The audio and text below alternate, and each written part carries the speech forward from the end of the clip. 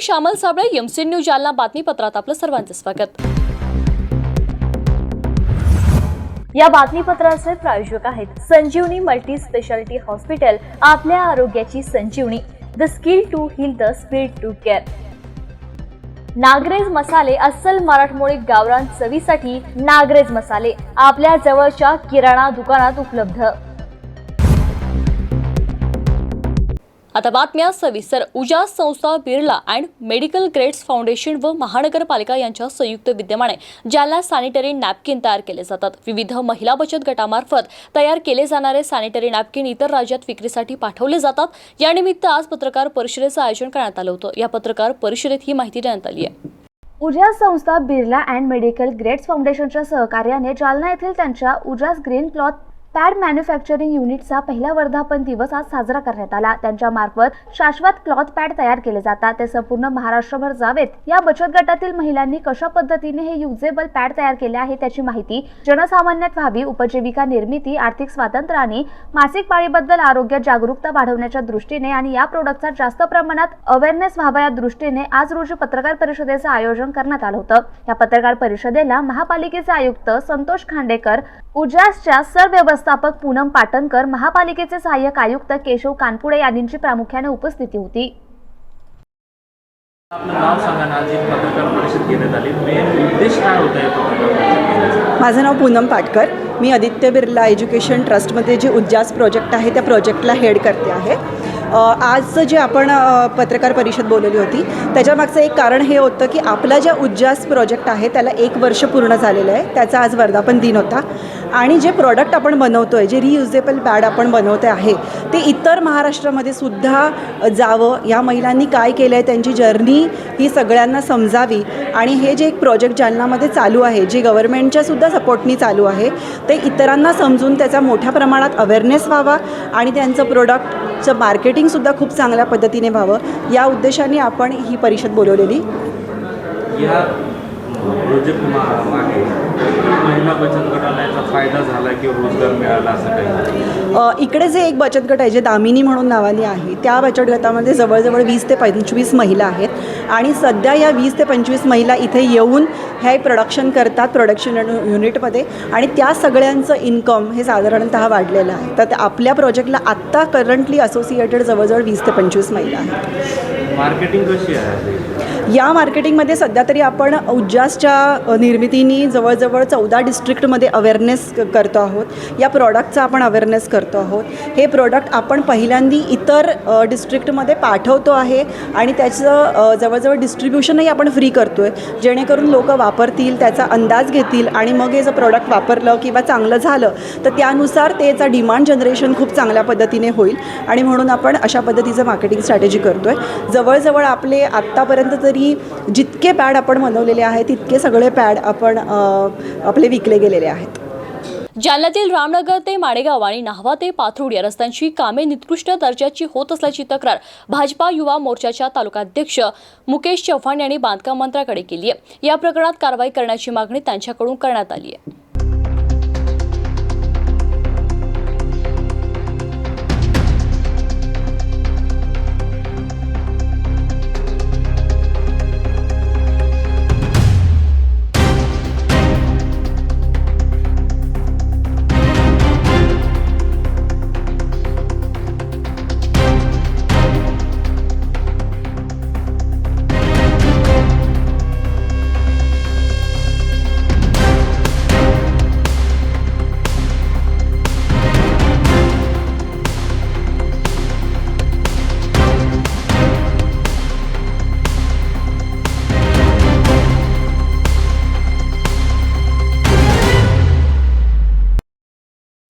जालन्यातील रामनगर ते माणेगाव आणि नाभा ते पाथरुड या रस्त्याची कामे निकृष्ट दर्जाची होत असल्याची तक्रार जालना भाजपा युवा मोर्चाच्या तालुका अध्यक्षांनी जिल्हाधिकाऱ्यांमार्फत बांधकाम मंत्र्यांकडे केली आहे। जालन्यातील या रस्त्यांची कामे करताना कोणत्याही शासकीय अटी आणि शर्तींचं पालन होत नसल्याचं देखील या निवेदनात म्हटलंय। दरम्यान बांधकाम मंत्र्यांनी रस्त्याच्या कामाबाबत चौकशी समिती नेमून दोन्ही रस्त्याची गुणवत्ता तपासावी आणि त्यानंतर बिल अदा करावे अशी मागणी देखील या निवेदनात करण्यात आली आहे। दादा, काय सांगाल नेमकं काय मागणी आहे तुमची? तुम्ही जिल्हाधिकाऱ्यांना निवेदन देखील दिलेलं आहे, कशा संदर्भातील निवेदन? मी प्रथमतः माझा परिचय देतो. मी मुकेश रमेश चव्हाण. मी भारतीय जनता पार्टीचा तालुका अध्यक्ष युवा मोर्चाचा. माझ्या मतदारसंघात म्हणजे मी ज्या गणातून पंचायत समिती सदस्य होतो त्या मतदारसंघात जालना तालुक्यातील 2 प्रमुख मार्ग जातात. एक प्रमुख जिल्हा मार्ग क्रमांक 10 आणि एक दुसरा क्रमांक 11. या दोन्ही रस्त्याचे कामं चालू आहेत आणि हे दोन्ही रस्त्याचे कामं म्हणजे त्या ठिकाणी त्या कामावर कोणताही शाखा अभियंता येत नाही, उपअभियंता येत नाही आणि हे काम वाऱ्यावर चालू आहे. नेमकं काय मागणी मग तुमची? आमची मागणी आहे की हे जे काम चालू आहे या कामाची गुणवत्ता जर आपण पाहिली, माझ्याकडे त्या जे काम चालू आहे त्याचे माझ्याकडे फोटो आणि व्हिडिओ उपलब्ध आहेत. त्यामध्ये सरास ज्या कामावरच काम ओढल्या चाललंय आणि ह्यामुळं आणि ज्या ठिकाणी हे पुलाचे ह्याचे काम आहे त्या ठिकाणी कुठलंही बी आपण जे म्हणतो ना की पुढं काम आहे थांबा असे एक आपले होल्डिंग असतात, तसं नसल्यामुळं आमच्या शेजारील गावाचा पाचरोड गावाचा एक छबुराव राठोड म्हणून त्याचा ॲक्सिडेंट झालेला आहे. तो आपल्या पर्णिका हॉस्पिटलमध्ये ॲडमिट आहे. तर आम्ही या संदर्भात आपल्या ज्या सार्वजनिक बांधकामच्या मुख्य कार्यकारी अभियंता आहेत मॅडम पवार मॅडम, आमचे तक्रार त्यांच्याकडे घेऊन गेलो. आम्ही त्यांना सांगितलं की हा रस्ता खूप दिवसापासून रखडलेला होता, आता शासनाने याच्यावर निधी मंजूर केला आहे आणि ह्या रस्त्याची तुम्ही चांगल्या प्रकारे काम करून घ्या. तर त्या म्हणल्या तुम्ही शाखा अभियंत्यांना भेटा. त्यानंतर आम्ही शाखा अभियंता सूर्यवंशी साहेबांना भेटलो, उपशाखा अभियंता सूर्यवंशी साहेबांना भेटलो. तर त्यांचं बी म्हणणं आलं की आम्ही या ठिकाणी नवीन आलेलो आहे, मला या रस्त्या संदर्भात काही माहीत नाही आणि या रस्त्यावर कोण शाखा अभियंता आहे या संदर्भात सुद्धा मला माहिती नाही. आणि म्हणलं साहेब तुम्हाला जर माहिती नसेल तर हा रस्ता तुम्ही थांबवा. तर त्या काम थांबवा तरी साहेब कोणीच त्या कामाचं दखल घेत नाही. म्हणून आम्ही आज जिल्हा अधिकारी साहेबांना निवेदन दिलं आणि विनंती केली की तुम्ही या जे काम चालू आहे याची सखोल चौकशी करा, जेणेकरून जे जालना तालुक्यातील या 2 रस्त्यावर गेली म्हणजे 75 गावे खाली या रस्त्यावरून वावरतात त्यांना न्याय मिळेल. आणि या रस्त्याची दुरावस्था असल्यामुळं अनेक लोकांना मणक्याचे आजार उद्भवलेले आहे. त्यामुळं आम्ही आता कलेक्टर साहेबांना विनंती केली आणि जर या रस्त्याची चौकशी जर चांगल्या प्रकारे झाली नाही तर आम्ही आंदोलनही करणार आहेत. असं आता माझ्यासोबत जिल्हाधिकाऱ्यांनी काय आश्वासन दिलं तुम्हाला? साहेब म्हणे मी या कामाची सखोल चौकशी करतो आणि दोषी जे अधिकारी आहेत कर्मचारी आहेत त्यांच्यावर कारवाई करतो आणि कॉन्ट्रॅक्टरला या कामाची गुणवत्ता वाढवण्यासंदर्भात निर्देशने देण्यास लावतो. सरकारने 2 मागण्या मान्य केल्या ही चांगली गोष्ट आहे, त्याबद्दल सरकारचं कौतुक आहे. मात्र आम्ही गोरगरीब मराठ्यांसाठी बोलत आहोत, टार्गेट करायचं काम आम्ही करत नाही. तुम्ही जाणून बुजून वेळ लावत आहात. मंत्री उदय सामंत यांचा सल्ला आम्ही मान्य केला म्हणून आम्ही 2-3 दिवस मुख्यमंत्र्यांना काहीही बोललो नाही. आम्ही सरकारला सन्मान आणि सहकार्य करतो असं म्हणत मराठा आंदोलक मनोज जरांगे पाटील यांनी आज सरकार आणि त्यांच्यामधील वादावर पडदा टाकलाय. पाहूयात. हे चांगली गोष्ट आहे, त्याबद्दल सरकारचं कौतुकच. केलं म्हणल्यावर आम्ही केले म्हणणारे लोक आहेत. आम्ही ताठून धरणारापैकी नाही आणि आम्ही ज्या वेळेस बोलतो ना त्याच्या पाठीमागं आमच्या गोरगरीब मराठ्यांच्या लेकराचं हित असतं म्हणून बोलत असतो. तर आम्हाला टार्गेट करायचं म्हणून आम्ही करत नाही. तुम्ही जाणून बुजून वेळ लावताय म्हणून आणि आम्ही गप का बसलो 2-4 दिवस त्याचंही कारण आज मीडियाच्या बांधवाच्या समोर सांगतो की नामदार आपले उदयजी सामंत साहेबांचं स्टेटमेंट होतं की जरांगे पाटील माझे मित्र आहेत आणि त्यांनी थोडं संयम धरावा, त्या सगळ्या मागण्या मान्य होतील. आणि माझा एक मित्राचा म्हणून सल्ला आहे की त्यांनी मुख्यमंत्र्यांना बोलू नये, आम्ही मागण्या मान्य करतो. त्यांचा सल्ला आम्ही मान्य केला, इकडची इकडंच, आणि आम्ही शांत झालो. म्हणजे आम्ही सन्मान आणि सहकार्य सरकारला करतो हे ओळखून घेतलं पाहिजे. पण शेवटी काय असतं बघा, लेकराचं हित माझ्यासाठी लय महत्वाचं म्हणून मी तो विषय बोलतो. आता काल त्यांनी आपल्या पूर्ण मागण्या 8 याला आपण साक्षीदार, त्यातल्या 4 तात्काळ मंजुरी देतो म्हणून सांगितलं. त्या 4 पैकी सुद्धा 2 केल्या. म्हणजे एक माननीय शिंदे साहेबाची समिती त्यांनी आता तिला मुदतवाढ दिली. फक्त आमची एक आता विनंती आहे, शिंदे साहेबाची समिती तुम्ही आता गठीत केली, तिला मुदतवाढ दिली, तिला मनुष्यबळ द्या. तिला बसून ठेवू नका. नुसते मुदतवाढ देऊन उपयोग नाही. आता ती जिल्ह्यात महाराष्ट्रभर गेली पाहिजे. तिने नोंदी शोधल्या पाहिजे. सगळ्यात महत्वाचं दुसरं कक्ष दिले पाहिजेत. मनुष्यबळ तातडीनं दिलं पाहिजे. त्यांना निधी कमी पडता कामा नये आणि सगळ्या व्हॅलिडिटी झाल्या पाहिजेत आणि जे प्रमाणपत्र रोखून धरले ते तातडीनं दिले पाहिजे. हे आता मुख्य शिंदे समितीच्या पाठीमागं. आता दुसरा मुद्दा जो तुम्ही दुसरा मान्य केलाय, हैदराबाद गॅजेट लागू करतो असं तुम्ही काल शासन निर्णय केलाय. बॉम्बे गव्हर्नमेंट आणि सातारा संस्थांचं गॅजेट हे आता तुम्ही शिंदे समितीकडे, आता सरकार त्याच्यावर अभ्यास करणार असं त्यांचं म्हणणं आहे. कारण शिंदे समितीनं केलेला आहे, शिंदे समितीनं अभ्यास केलेला आहे. आता सरकारला करायचं. ठीक आहे, तुम्ही 7-8 दिवस त्याच्यावर अभ्यास करा, तिला बघा आणि ते लागू करा. तुम्ही 2 कामं केलेत त्याबद्दल तुमचं कौतुक. फक्त आता गॅजेटच्या अंमलबजावणीची वाट मात्र आम्ही बघतोय आणि त्या केसेस त्या मागं घ्या. बलिदान गेलेल्या कुटुंबांचे विषय त्याच्यात घेतलेले आहेत आपण. त्यांचे निधी आणि नोकऱ्या गेलेल्या नाहीत. ज्या 4 मागण्या त्या दिवशी ठरल्या त्या तुम्ही आता तातडीनं लागू करा. त्याबद्दल बरं झालं तुम्ही योग्यच विचारलं ते की जे 15 तारखेला आपलं ठरलं होतं त्याच्याबद्दल जरा आज संध्याकाळी आम्ही गावकरी बसतो काय करायचं आणि उद्याच्याला आपल्या बांधवांना आम्ही अंतर्वलीत प्रेस घेऊन सकाळी डिक्लेअर करतोय काय ते. पण आता मान्य करायला लागलेत मग आम्ही बोलणार नाहीत. तुम्ही खोटं करू नका हे आमचं म्हणणं. हा तुम्ही मराठा आंदोलक म्हणून कोणाला नोटीस नाही देऊ शकत. हा तुमचा दुसरं काही लफडाचं नाही. पहिल्या दिवशी तुमच्या साक्षीने सांगितले तिकडे चावून खा रे घेणं नाही आम्हाला, पण मराठा आंदोलक म्हणून मी खपून नाही गेला अजिबात. हा आता कालच्या निर्णयामुळे वाटतंय पण शिंदे समिती नाही अभ्यास करत. सरकारनं ती गफलत करू नये. शिंदे समितीने अभ्यास केलाय. आता सरकारला जर त्याला काही 7-8 दिवस अभ्यास करायचा असेल तर त्यांनी करावं आणि त्याची अंमलबजावणी करावी आम्हाला वाट बघायला लावून. तर 4 ते त्या दिवशी करतो म्हणले होते. एका दिवस 2 ह्या केल्या असत्या, पुढच्या मंगळवारीपर्यंत ते करतील असा विश्वास ठेवूयात. आता केलं म्हणल्यावर तर केलं म्हणलं पाहिजे ना. चुकला की सोडणार सोडणार नाही. मराठा आंदोलकावर जर तुम्ही जाणून बुजून जर असं काही करत राहिला मराठा आंदोलक म्हणून, बाकी तुमचं काय दुसरं लफडा असताना मला देणं घेणं नाही. मी समर्थन करणारा तुमच्यासारखा नाही हे ध्यानात ठेवा. चुकीचं समर्थन मनोज जरांगे करत नसतो, कधीच मोर्चे काढीत नसतो, रास्ता रोको करीत नसतो, पाठबळ देत नसतो. चुकीला कधीच समर्थन देणार नाही. पण मराठा आंदोलकांवर तुम्ही जर आता गुन्हे मागे घेऊन मानतात आणि काही काढत राहतात तर ते खपवून घेणार नाही. आता वाट बघतोय आम्ही राहिलेल्या मागण्याची अंमलबजावणी आणि गॅजेटची अंमलबजावणी. मला वाटतं पुढच्या आठवड्यापर्यंत करतील आणि त्यांनी ते करावी. कारण 4 विषय ठरलेले ते तातडीने आता मार्गी लावले. तातडीचा अर्थ लगेच. जालना शहरातील त्रिमूर्ती चौकात एक दुचाकी अचानक ट्रक खाली आली. मात्र दुचाकी स्वाराने प्रसंगावधान राखत दुचाकीवरून उडी घेतल्याने दुचाकी ट्रक खाली काही अंतर फरफटत गेली. मात्र सुदैवानं या अपघातात दुचाकी स्वार वाचला आहे. मोटरसायकलस्वार किसन जनार्दन चौधरी हे MIDC मधून त्रिमूर्ती चौक येथे आले असता समोरील ट्रक खाली त्यांची दुचाकी आली. काही अंतर ट्रकच्या खाली फरफडत गेल्याने ते जखमी झाले आहेत. मात्र वेळीच प्रसंगावधान राखल्याने सुदैवाने ते अपघातातून बचावले आहे. या अपघाताची माहिती चंदनजिरा पोलिसांना मिळतात चंदनजिरा पोलीस ठाण्याचे पोलीस उपनिरीक्षक सचिन सानप हे कर्मचाऱ्यांसह घटनास्थळी पोहोचले होते. स्थानिक नागरिकांच्या मदतीने ट्रक खाली घुसलेली दुचाकी त्यांनी बाहेर काढून 2ही अपघातग्रस्त वाहने चंदनजिरा पोलीस ठाणे येथे आणण्यात आले आहेत. जालन्यात कॉपी बहादरांवर ड्रोनची कडी नजर असून महसूल आणि पोलीस प्रशासनाकडून वाढत्या कॉपीवर आळा घालण्यासाठी हे पाऊल उचलण्यात आलंय. कॉपी रोखण्यासाठी परीक्षा केंद्रावर अचानक तालुका जालना पोलीस ठाणे हद्दीतील परीक्षा केंद्रावर ड्रोनद्वारे पाहणी करण्यात आली आहे.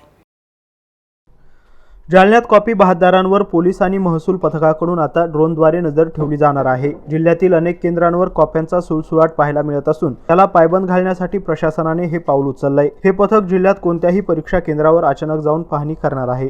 तालुका जालना पोलीस ठाणे हद्दीतील 4 परीक्षा केंद्रावरील आज ड्रोनद्वारे निगराणी करण्यात आली आहे. यावेळी 13 कॉपी बहादरांवर कारवाई करण्यात आली आहे. इथून पुढे परीक्षेत कॉपी रोखण्यासाठी परीक्षा केंद्रावर ड्रोनद्वारे नजर ठेवली जाणार अशी माहिती तालुका पोलीस ठाण्याचे पोलीस निरीक्षक सुरेश उनवणे यांनी दिली आहे. 12वी परीक्षेच्या पहिल्याच दिवशी जिल्ह्यात काही परीक्षा केंद्रावर कॉपींचा सुळसुळाट पाहायला मिळाला होता. त्यामुळे प्रशासनाने परीक्षा केंद्रांवर ड्रोनद्वारे नजर ठेवण्याचं काम सुरू केलंय. सर, आज ड्रोनने पाहणी केलेली आहे. काय काय आढळलं आणि हे सातत्याने राहणार आहे का हे परीक्षा केंद्रावरती? काय आदेश आहेत आणि काय आढळलं? सध्या 12वीच्या परीक्षा चालू आहेत. 12वीच्या परीक्षेमध्ये काही अनुचित प्रकार घडल्याचं बातमीमध्ये दिसून आलेलं आहे वेगवेगळ्या जिल्ह्यामध्ये.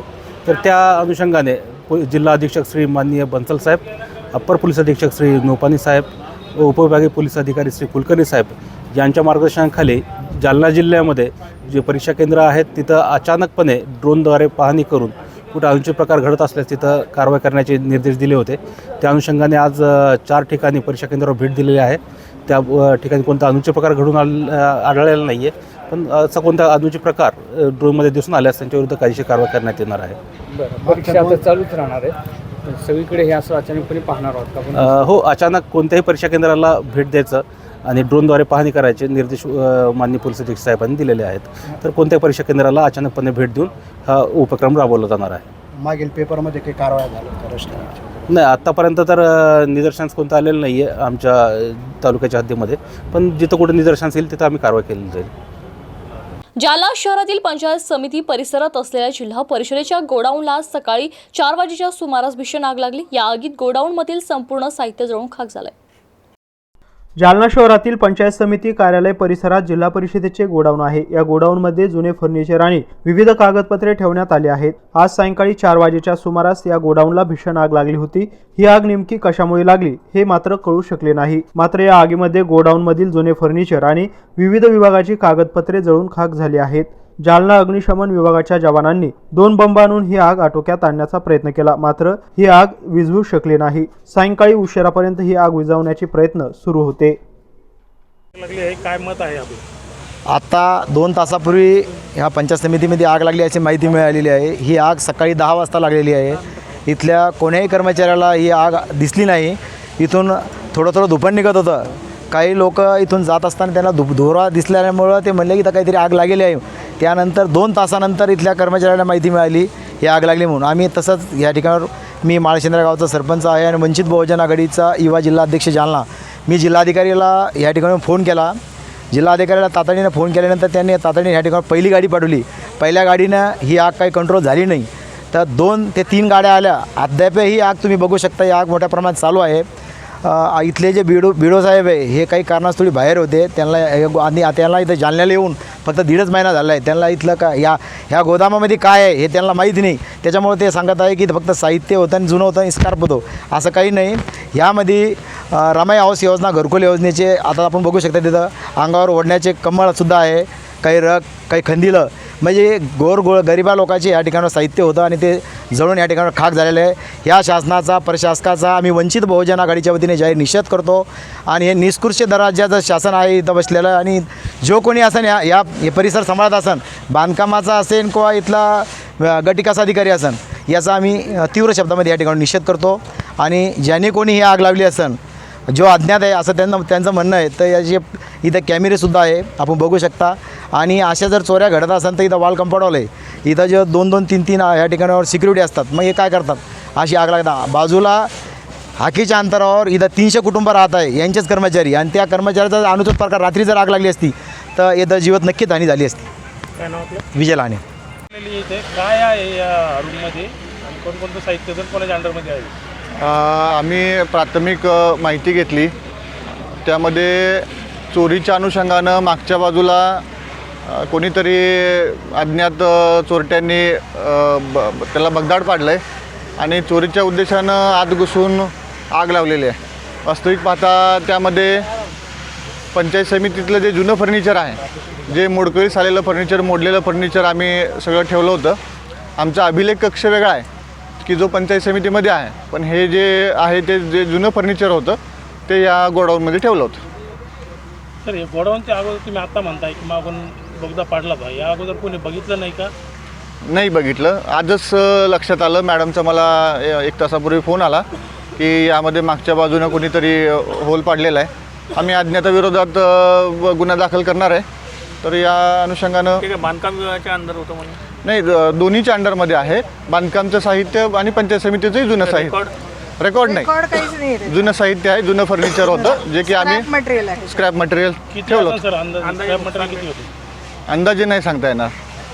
काय काय साहित्य होतं त्यामध्ये? जे जुनं फर्निचर, आपले लाकडी फर्निचर, टेबल खुर्च्या, मोडलेल्या टेबल खुर्च्या होत्या, ते सगळं ठेवलं होतं त्या. धन्यवाद. जालना जिल्ह्यात पहिल्यांदा समृद्धी साखर कारखान्यामार्फत सतीश घाडगे यांनी रांजणी येथे आयोजित भव्य बैलगाडा शर्यतीस बैलगाडा प्रेमींचा उदंड प्रतिसाद मिळाला। ही भव्य दिव्य स्पर्धा सर्वांना वेगळा आनंद देऊन गेली। सहभागी प्रत्येक धुरकरी आणि बैलगाडा मालकांनी प्रेक्षकांची मनं जिंकली। या स्पर्धेतील विजेत्या बैलगाडा मालक व धुरकरी यांचा सतीश घाडगे यांच्या हस्ते सन्मान करून बक्षीस वितरण करण्यात आले। राज्यभरातील 110 नावाजलेल्या जोड्या या स्पर्धेत सहभागी झाल्या होत्या। 2 दिवस ही स्पर्धा रंगतदार ठरली। ग्रामीण संस्कृतीचे दर्शन घडवणाऱ्या शंकरपटाचा थरार आणि रोमांचकारी शर्यतीचा आनंद या स्पर्धेमुळे बैलगाडा प्रेमींना अनुभवता आलाय। या स्पर्धेतील नंबर 1 चे बक्षीस किनगाव राजा येथील लखन आणि दुर्गा या बैल जोडीने पटकावले आहे। 5.85 मिलीसेकंदात या जोडीने मैदान सर करून आपल्या धन्यासाठी रांजणी केसरीचा मान पटकावलाय। त्यांना बक्षीस म्हणून समृद्धी कारखान्यामार्फत दुचाकी भेट देण्यात आली आहे। तसेच दुसऱ्या क्रमांकाचे बक्षीस कानफोडी येथील महाराजा तुफान या बैल जोडीने पटकावले आहे, तर तिसरे बक्षीस शंकर डायमंड या जोडीने मिळवले आहे। दोनही बैलजोडी मालकांना स्कूटी बक्षीस देण्यात आली आहे। या स्पर्धेत खऱ्या अर्थाने घडीवाले रणजित राठोड यांनी रंगत आणली। आपल्या बहारदार समालोचनाने त्यांनी मने जिंकली। सोबतच स्पर्धेतील प्रत्येक बैलजोडीचा टायमिंग अचूकपणे टिपण्याचे काम त्यांनी केले। रांजणी येथील अफरोज भाई तांबोली मित्रमंडळ अशफाक पठाण, आमिर कुरेशी, सलमान भैया तांबोली, शेख सलाम बबलू तांबोली, रमेश मोरे, श्याम लगामे, रोहित दाभाडे, अतिक तांबोली यांच्या उत्कृष्ट नियोजनाबद्दल घाटगे यांनी त्यांचे कौतुक केले।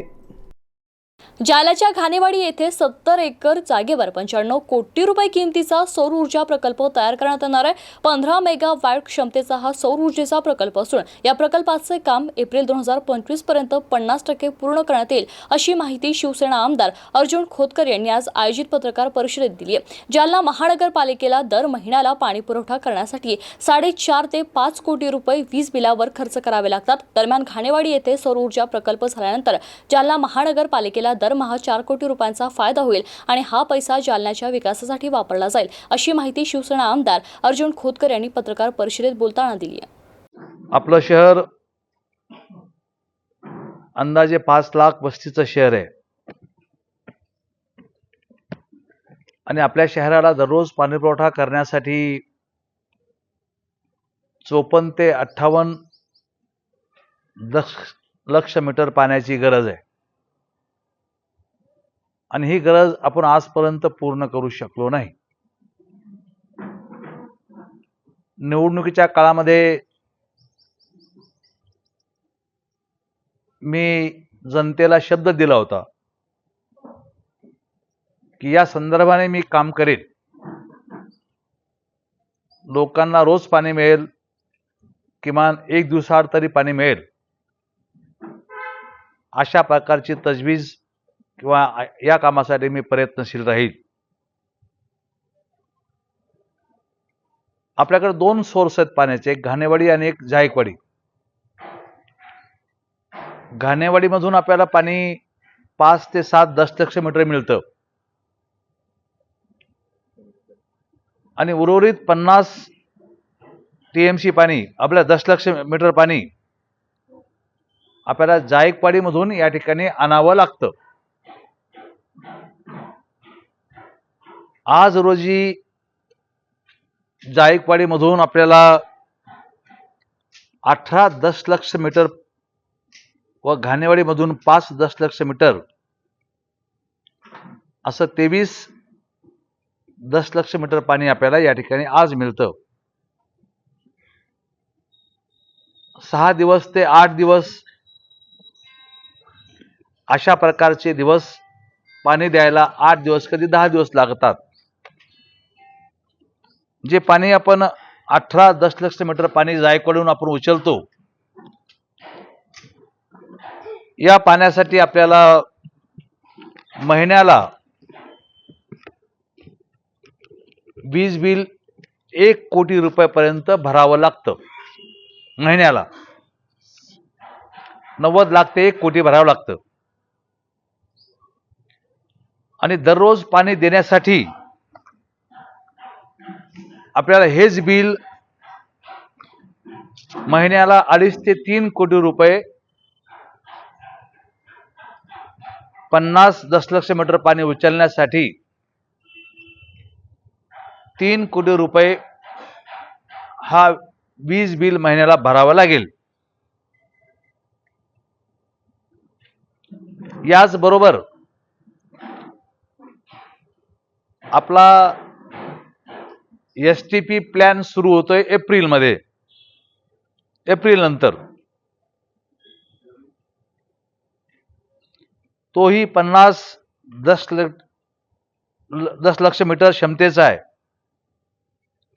त्यासाठी सुद्धा तो पूर्ण क्षमतेने सुरू झाला तर त्यासाठी सुद्धा 1 कोटी रुपये महिन्याला वीज बिल येणार आहे. या व्यतिरिक्त शहराचे विद्युत पोल आहेत, यांच्यावर हे दिवे लावण्यासाठी 15 लाख रुपये वीज बिल आपल्याला भरावं लागतं. एकूण सर्व गोष्टी जर बघितल्या तर महानगरपालिकेला 4.5 कोटी ते 5 कोटी रुपये वीज बिलावरती दर महिन्याला लागणार आहेत. एकंदर वर्षाला 45 ते 50 कोटी रुपये महानगरपालिकेला बिलावरती खर्च करावे लागतील. मग याच्या खोलामध्ये आम्ही गेलो. 50 कोटी रुपये जर आपण फक्त बिलावर खर्च केले तर विकास कामासाठी आपल्या हातामध्ये काहीही वाचत नाही, काहीही वाचणार नाही. मी पहिल्यापासून या संदर्भाने विचार करतो. राज्याचे माजी मुख्यमंत्री माननीय एकनाथराव शिंदे साहेब यांच्या कानावरती हा विषय मी सातत्याने घालत आलेलो आहे आणि तेव्हापासून प्रयत्नशील होतो. याबरोबर जालना बातमीपत्र ते संपलंय. पाहत राहा MC न्यूज. नमस्कार.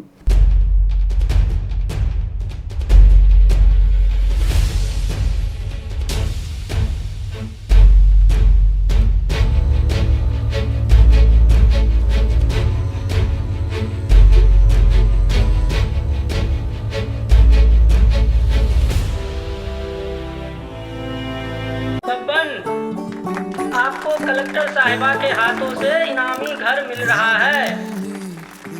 आपका घर बहुत सुंदर होगा ना? अरे नहीं बेटा, हम तो बहुत छोटे आदमी हैं। चाचू डोंट वरी, मैं बड़ी होकर आपके लिए और सबके लिए मजबूत और सुंदर घर बना के दूंगी. कालिका सरिया लाना मत भूलना. कालिका TMT सरिया कंक्रीट से करे मजबूत जोड़ और भूकंप संग आग से लड़कर घर को दे दीर्घायु.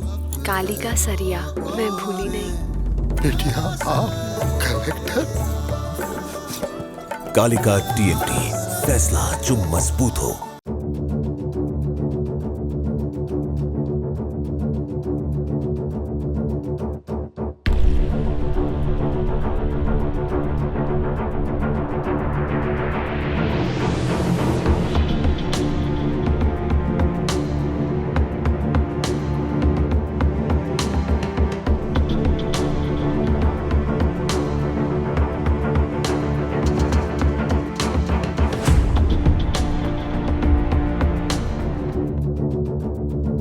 जालना शहर महानगरपालिका जालना शहर महानगरपालिका हद्दीतील सर्व मालमत्ता कराच्या थकबाकीवर 1 जानेवारी 2025 पासून 2% शास्ती आकारण्यात येत आहे. तरी सर्व थकबाकीदारांनी त्यांच्याकडे बाकी असलेल्या कराचा भरणा करावा, नसता जप्तीची कारवाई करण्यात येईल, असे आवाहन जालना शहर महानगरपालिकेचे आयुक्त श्री संतोष खांडेकर यांनी केले आहे.